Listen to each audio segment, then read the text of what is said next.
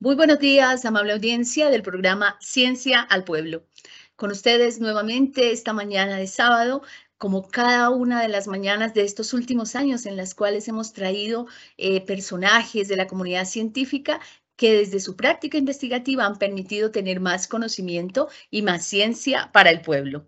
Esta mañana con nosotros una persona muy especial que viene desde España, pero que sus raíces están en nuestro bello país colombiano. Es la doctora Diana Morela Escobar Arias. Ella nos estará acompañando en la mañana para compartirnos un poco del conocimiento que desde su práctica laboral como trabajadora social, como magíster en educación, investigación y desarrollo comunitario, y así como también como doctora en educación, ha traído o ha construido para poder tenerla en este espacio compartiendo sus saberes. Muy buenos días, doctora, bienvenida. Muy buenos días, profesora Blanca. Gracias por la invitación y bueno, yo aquí con mucho gusto tratar de compartir este rato con ustedes. Bien, doctor, este programa es una conversación. Nuestros oyentes y las personas que nos ven a través de Facebook Live están atentos cada mañana a conocer esas trayectorias de los investigadores, de los y las científicas que han estado y han pasado por nuestro programa. Un poquito de su vida, cómo es este caminar, digamos, esta aventura de hacer investigación desde las ciencias sociales. Bueno, pues una aventura, yo creo que sí, es total. A ver, yo le cuento un poco, profe, y bueno, a todos nuestros queridos y queridas oyentes. Caleña, nací en la hermosa ciudad de Cali, ¿sí? Estudié trabajo social en la Universidad del Valle y allí digamos que comencé los primeros pinitos en la curiosidad de investigar, ¿no? De investigar sobre todo sobre la infancia. Entonces, bueno, desde allí el primer, digamos que trabajo que me interesó mucho fue la niñez y desplazamiento forzado. Y después ya pues decido trabajar en una ONG internacional, digamos que todo el componente ya más práctico de cómo acompañar desde trabajo social a la infancia vulnerable, y allí digamos que empieza a despertar como ese interés de, bueno, cómo los niños viven en las comunidades, por ejemplo, más que todo de Yumbo, comunidades muy rurales cerca a mi municipio pues de Cali, ¿no? Entonces, pues no, allí empecé como justamente a leer, a investigar todo el tema del conflicto armado en Colombia, a mirar qué políticas estaban acogiendo y no a los niños, y después pues ahí empiezo digamos ya todo el componente de buscar posibilidades para ahorrar, porque estudiar también implica una inversión económica, y lo que hice fue tener un contacto pues a nivel de la Universidad de Santiago de Compostela en España y poder, digamos, desarrollar una maestría por medio que tenía también un familiar, que esos privilegios que tenemos a veces de tener, digamos, otras personas en el extranjero y poder, digamos, viajar y hacer una maestría para especializarme en toda la parte de investigación, que era lo que más me apasiona allí.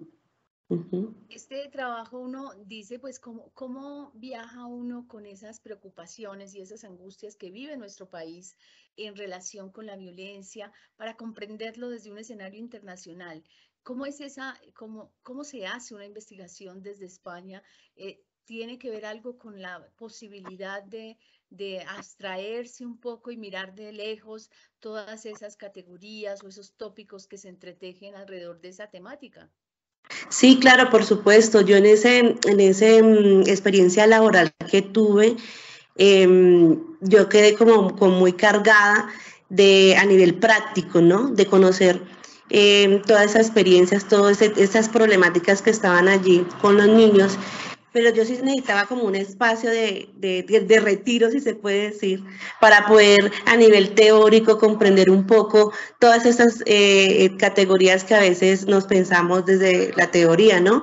Y sí fue difícil viajar, porque allá me tocó como un doble esfuerzo, ¿no? Era contarles a mis tutores que iban a ser o supervisores de mi trabajo, era contarles cómo era Colombia, era ponerlos en contexto a ellos cómo era. Entonces, no solamente era proponer el proyecto a nivel, digamos, sí, infancia vulnerable en Colombia, no, sino que era hablarles casi de la historia colombiana. Entonces, había que leer mucho, mucho, profe y estimados oyentes.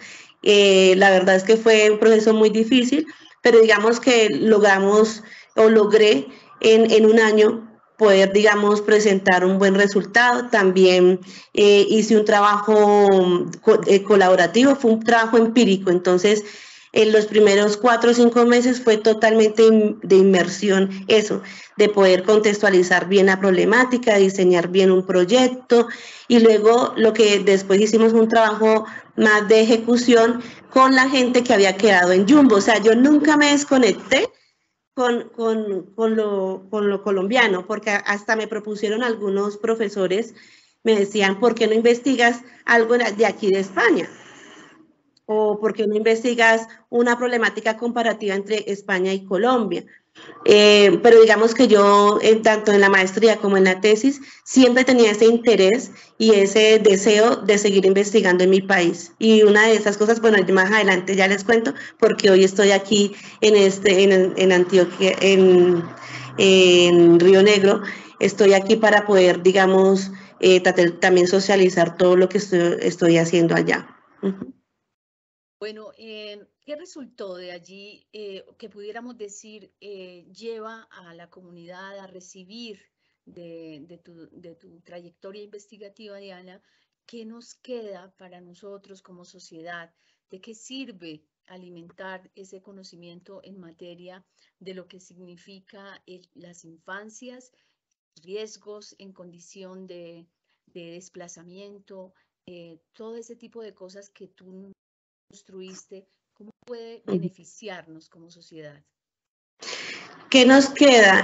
Nos queda entender que a veces las estructuras institucionalizadas, por ejemplo, como los centros educativos, o sea, los colegios, hablamos de comunidad, ¿no? La comunidad educativa, pero a veces con este estudio lo que yo sí logré darme cuenta de poder conocer otras voces que estaban por fuera, porque la investigación consistió en conocer las percepciones de las líderes comunitarias que estaban allí en el municipio de Jumbo, de cómo los niños vivían estas problemáticas de vulneración de derechos, ¿no? De cómo ellos no podían acercarse a los colegios por las barreras invisibles, de cómo, por ejemplo, hay profesores que también fueron víctimas porque tuvieron que pedir traslado porque estaban siendo amenazados. Entonces, entender que la escuela es abierta. Por ejemplo, ¿qué pude, digamos, darme cuenta en esta investigación? Que muchas veces los colegios cierran esa locución e intercomunicación con los otros actores que están allí. Y a veces, y eso incluye toda la comunidad educativa, no solamente el padre y la madre en la reunión para que vengan a mirar cómo están las calificaciones de mi niño, sino que es también las asociaciones que hay alrededor. Entonces, eso es muy importante, digamos, reconocerlo, de que la escuela tiene que ser abierta para poder, digamos, transformar esos territorios en los que estamos. Entonces, punto número 1, fundamental en esta investigación, de que existen otros saberes que hay que incluirlos en nuestros procesos de mejoramiento de bienestar, y más si estamos hablando de la infancia. Otro fue decir de que el proceso de paz es una construcción. Claro. Y que hay estructuras, y porque estamos hablando de que estamos firmando un acuerdo de paz cuando, digamos que en los territorios locales todavía, digamos, hay todo el tema de conflicto, y más cuando los niños y niñas se instrumentalizan, ¿no? Y es una comunidad muy sensible la que tú trataste, o sea, en el contexto de Jumbo, cuando uno se ubica, ya nos comentabas, fuera de micrófonos, hay alrededor de 2.000 empresas, un escenario donde se concentra toda la producción de esa área del valle de nuestro país, trabajadores en tensión absoluta con esos dueños de las fábricas o de las empresas, y las infancias quedan como medio de las diversas problemáticas que vive la niñez y la juventud de nuestro país, en estos escenarios educativos sobre todo. Entonces, abrir las puertas y abrir las posibilidades de comprender esos hilos invisibles implica tener estas investigaciones y esos conocimientos para poder nosotros dar cuenta de lo que puede estar pasando o de lo que está pasando y le está dando vida a esta infancia en estos territorios. ¿Qué sigue? O sea, ¿qué sigue después en tu doctorado? Bueno, específicamente en la tesis doctoral yo trabajé fue todo el tema de liderazgo y desarrollo comunitario. Yo me pregunté y decía, listo, ya la infancia está, bueno, hay como una radio, o sea, tengo un panorama de cómo está la situación, ¿no? Aquí en Jumbo sobre la infancia y sus, digamos, problemáticas socioeducativas. Pero luego yo dije, bueno, ¿y quiénes son los responsables de todo esto? O sea, a quienes llamamos a colación, ¿no? Para poder mirar y a quién le contamos esto. Justamente lo que usted me hace acordar es el tema de las empresas, ¿no? Qué paradójicamente era tener 2.000 empresas en Jumbo, donde hay, digamos, flujo bastante de inversión, tanto en nacional como internacional, y dónde están esas políticas públicas acompañando a esta población, ¿no? Y ahí entonces comencé yo a mirar de que habían esas otras voces líderes que conocían muchísimo su territorio y que hacían acciones comunitarias. Por ejemplo, había una líder que tenía una biblioteca. Me acuerdo tanto de ella que me tengo autorización para decir y contar su historia, doña Liliana, porque es una líder social allí que tiene una biblioteca comunitaria y ella, digamos, hace procesos de acompañamiento de refuerzo escolar con niños que tienen dificultades. Empiezo, digamos, a indagar todo el tema de liderazgo y me encontré que generalmente eran mujeres. O sea, que 45 solamente había un hombre con estas acciones socioeducativas en este territorio. Y lo que hice fue por recoger la importancia de sus liderazgos en 15 de ellas, 15 mujeres que venían trabajando, que habían sido, por ejemplo, miembros de la Junta de Acción Comunal, de que pertenecían a una asociación de cuidado del medio ambiente, porque en Jumbo hay mucha contaminación ambiental por el empresas. Entonces hice un perfil con ellas y las incluí dentro de la investigación de tesis, que es lo que allí, digamos, logramos identificar, que evidentemente son mujeres que han sido, digamos, muy importantes en la construcción de barrio, en la construcción de lo colectivo allí, lucharon con el tema del agua potable, de la legalización de los predios, o sea, son procesos con mujeres que han estado, digamos, muy invisibilizados, pero que también han tenido dificultades. Por ejemplo, el día de hoy no están organizadas, no hay organización allí, ni hay un acompañamiento formal. Entonces, de cara justamente que hoy, por eso estoy acá, es una vez con estos resultados, porque mi idea es hacer un proyecto para presentarlo al municipio de Jumbo, en pro tanto para la infancia como para las mujeres en el municipio. Es importantísimo eso que acabas de decir porque es como el reconocimiento de la voz de los líderes y las lideresas que están en nuestro país haciendo por su cuenta y voluntad y riesgo la labor que debería el Estado estar jalonando desde los otros estamentos, desde estamentos con responsabilidad y con recursos. Entonces ahí hay algo muy importante que es no solamente la visibilización de esta comunidad, ¿cierto? Que has resaltado mucho, tiene como componente fuerte y casi totalmente mayoritario mujeres.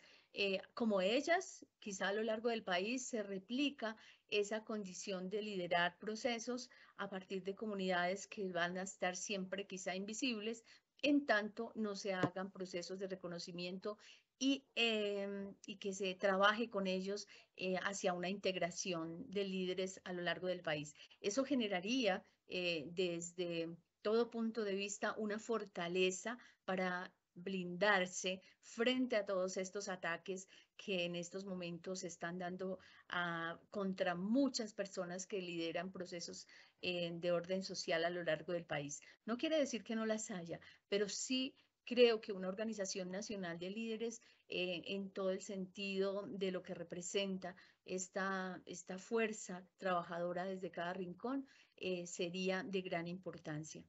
Y entonces, ahora, Y ubiquémonos en ahora, este momento. ¿Ahora qué estás haciendo? ¿Qué te trae por nuestro país? No sin decirte que ojalá vuelvas pronto, porque necesitamos alonar esos procesos.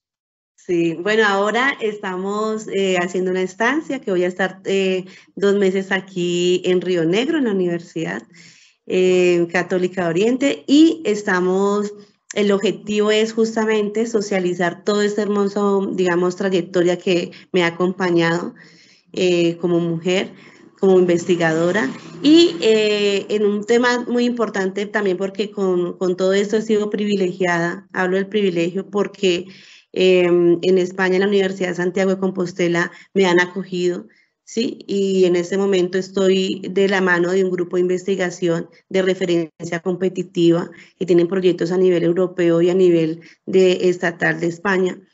Y trabaja, digamos, 2 líneas muy importantes que es el cambio climático y todo el tema de educación y ocio y tiempo libre, ¿sí? Son, digamos, como 2 líneas que estamos ahí trabajando y yo ahora estoy, digamos, como miembro colaboradora de uno de los proyectos que se llama Conlecer, Teo, que fue una experiencia que tuvimos muy significativa antes de pandemia, o sea, es un proyecto que lleva 4 años, que finaliza este año justo, y cuando hablo de pandemia es porque fue duro tener todo el proceso de implementación del proyecto que fue y consistió básicamente en indagar cuáles eran las actividades de ocio que tienen los niños y niñas y adolescentes iniciamos con 2 colegios, con 2 colegios y luego terminamos con 4. Fue una prueba piloto, era de saber cómo esos niños, digamos, dedicaban sus actividades, digamos, tanto a nivel extraescolar o cuando estaban en la casa, qué hacían en ese tiempo de ocio, ¿no? Porque también entendemos que el ocio como una categoría importante, como lo dice Caride, que el ocio es importante saber en qué actividades lo estamos focalizando, porque hay que tener un ocio valioso, no un ocio que no alimente justamente a lo personal ni a ese, digamos, ámbito en el cual nosotros nos desempeñamos, tanto familiar o tanto escolar, sino que es un ocio que también nos construye, ¿no? Como personas y como sujetos también políticos y críticos. Entonces, desde allí, desde ese marco, estamos tratando de investigar qué pasó antes de la pandemia, a qué actividades los niños se dedicaban y después de la pandemia, ¿qué pasó? Entonces, por ejemplo, lo que hicimos fue invitar, porque decíamos, bueno, le vamos a preguntar esta categoría de ocio, ¿por qué no construimos el instrumento de recogida o hacemos actividades formativas con el alumnado? No necesariamente tenemos que hacer una encuesta, pues invitando al experto tal, no, sino que ellos mismos nos digan qué es el ocio. Participativa, pues netamente. Participativa. Entonces fue una investigación totalmente participativa. Incluimos al Consejo de Juventud, que se llama en un municipio pequeño que empezamos Teo, municipio de Teo, ahí en España, y reunimos a aproximadamente 15, 18 representantes de colegios. Allá no le llaman consejos estudiantiles, sino que le llaman como una mesa local de juventud. Ya, Y sí, allí entonces lo que hicimos fue hacer una primera fase con ellos, de implicarlos, que entendían con el ocio, si les interesaba la investigación, si conocían que la universidad hacía investigación con la infancia o no, que eso fue también importante. Y luego hicimos como ese acompañamiento, una primera fase de formación con ellos, y luego les preguntamos también cómo lo querían hacer, ¿no? Si querían hacer a través de un juego, lo querían hacer a través de una encuesta o una entrevista, y bueno, se decidió que fuera un cuestionario que ellos mismos querían pasar en cada uno de sus salones. Y eso fue lo que hicimos con ellos. Ya ahora también hicimos el análisis de los resultados, y ayer lo comentaba acá en la universidad, que fue muy interesante porque el tema del ocio digital es un desafío, ¿no? O sea, hay muchos contestaban que en pandemia se incrementó ese ocio digital, ¿no? O sea, es estar más sometidos en las redes, estar más tiempo dedicándole a eso, claro, porque evidentemente no tenían un espacio para poder socializar, un espacio más abierto, pero curiosamente, un dato muy interesante también fue que pudieron compartir más tiempo en pandemia con la familia. Ya. Y Sí, en juegos de mesa. eso es importante en los primeros momentos, ¿cierto? O sea, como ese encuentro en medio de la angustia y del miedo, desplazó un poco el contacto a través de Internet y estos medios para llevarlo más al encuentro de familia y actividades familiares más atados por el miedo y el terror y el desconocimiento de esos primeros meses. Pero hoy por hoy, lo importante de esta investigación es que toca ese post-pandemia y esos efectos colaterales que han quedado, donde el ocio quizá se ha extendido casi que hasta los mismos escenarios académicos y donde las personas, yo diría, pueden estar sin este aparato e incluso dentro de las clases mismas. Y no es porque no se puedan utilizar en las clases, por supuesto, a través de las diferentes tecnologías que hay para poder hacer uso de estos aparatos, pues se puede hacer, pero cuando es el uso de para las actividades que antes eran en el ocio y no la atención a sus procesos formativos, allí ya las cosas como que cambian. Y más aún, estamos hablando de comunidades urbanas y cuando esto también llega a los escenarios de la ruralidad, de lo urbano ya, por supuesto, ¿cierto? Pero en la ruralidad, a la comunidad campesina. Entonces allí ya las cosas van cambiando porque es una cultura la que se está impactando, y yo no sé si resquebrajando, pero sí afectando algunas veces en forma positiva, por ejemplo, para la facilidad de la comunicación entre los habitantes de regiones distantes, pero también para otros escenarios, para otras actividades de mercadeo, de estafa, bueno, de barrera para la comunicación familiar, etcétera. Entonces, habría que dejar como aquí, desde esa investigación, esas aristas abiertas para la continuidad en esos territorios. Pues Exacto. estamos abiertos a tu trabajo, a continuar pues avanzando seguramente en comunicar tus hallazgos. Y bueno, está aquí también claramente esta invitada Diana Morela. Este nombre es la primera vez que lo escucho. Está para acompañarnos como representante de esta Universidad de Compostela en un espacio que tendremos la próxima semana, que vamos a encontrarnos con otros representantes internacionales que contarán sus procesos investigativos a propósito del aprovechamiento del tiempo libre. Es el encuentro nacional e internacional de comunidad investigadora que hemos llamado semilleros de investigación, que en otros lugares le llaman pandillas investigadoras, etcétera. Entonces tendremos un trabajo muy bonito y ahí será también, digamos, panelista, nuestra invitada, y estaremos contándole todas estas aventuras que hemos llamado para compartirlas con otros países. En este espacio, querida audiencia, tendremos la presencia de más de 3.000 proyectos, estarán con nosotros infancias investigadoras de todo el país y tendremos también la presencia de más de 6.000 ponentes a lo largo y de todo este proceso que inicia el día miércoles y que termina el día sábado. Así es que allí los tendremos y por supuesto será un espacio de mucha cosecha de contactos para poder nutrir nuestro programa Ciencia al Pueblo muy seguramente. Para finalizar, Diana, cuéntanos un poco qué invitación harías para estas comunidades que nos escuchan a propósito de estas búsquedas de solución de problemas a través del conocimiento. ¿Qué invitación harías a juventudes, a niños que en Colombia han construido todas unas posibilidades y condiciones para hacer investigación sin alcanzar los límites y barreras que muchas veces nos han impuesto desde las infancias? Pues una de las, digamos que recomendaciones que yo siempre digo y comparto es que independientemente de dónde nos situemos, porque yo vengo del distrito Agua Blanca de Cali, de una comunidad digamos que ha sido estigmatizada, donde mis hermanos tenían que haber puesto en las hojas de vida de que no vivían allí para que los contratasen en su historia. Yo sí quiero, digamos que manifestar, y me emociono mucho, es porque a pesar de que estemos en Colombia, a pesar de que vivamos en comunidades que han sido tan vulnerables, nosotros tenemos la capacidad y el que quiere puede, digamos, cumplir sus sueños.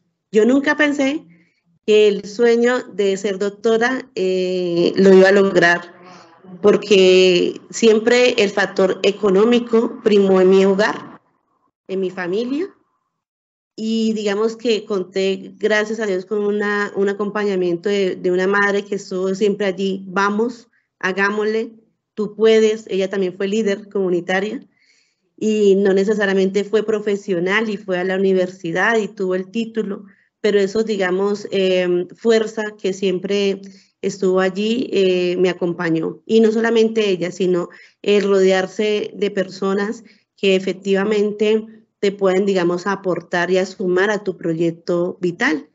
Y yo creo que es uno de esos, ¿no? No pensar de que porque vengamos de, no podemos y sentirnos vulnerables frente a eso. Yo llegué a España en una comunidad donde hablaban también otra lengua, por ejemplo, el gallego. Y yo dije, no, yo tengo que estudiar gallego. Pues si estudié inglés o he estudiado inglés, pues tengo que aprender porque estoy aquí, porque no, a ver, tengo que entenderlos para poder yo aprender de ellos. Y estudié 4 mesecitos y luego también estudié después más para profundizar. Entonces, sí podemos, yo creo que sí podemos. Hay que seguir incentivando esa curiosidad, también no procrastinar, sino ponernos proyectos y siempre tener planeación. Yo creo que la planeación es muy importante. Y nada, yo creo que es eso, y siempre hacer lo que uno quiere. Y desde pequeñito lo podemos hacer. Yo sé que sí. Entonces, invito a todas, a todos los niños y niñas que nos están escuchando también, a los adolescentes que estamos allí quizás invirtiendo en otras actividades no tan valiosas, digamos, pensar en un futuro, pensar en que sí es posible cumplir los sueños. Yo he cumplido el mío, y con todas las dificultades, pero he logrado, digamos, y ahora estoy muy contenta de poder socializar también mi experiencia con todos y con todas. Bueno, está muy bonita la invitación. Somos capaces de alcanzar a través de la educación y la investigación aquello que queremos. Y no solamente a través de la educación y la investigación, desde la fuerza que se nos mueve dentro de nosotros y que a veces no le damos salida, es posible caminar hacia esas búsquedas que seguramente se nutren también con la investigación y el conocimiento. Estamos entonces agradecidos de haberte tenido aquí. Esperamos que tengas una excelente estadía y que España tenga de ti lo mejor, la mejor representación de Colombia. Bien, con esto y este agradecimiento te decimos muy buenos días, y a la querida audiencia, pues también les agradecemos ese honor que nos permiten cada sábado de compartir nuestros conocimientos traídos por estas personas que apasionadamente construyen más conocimiento y más ciencia para el pueblo. Muy buenos días. Muy buenos días. Chao.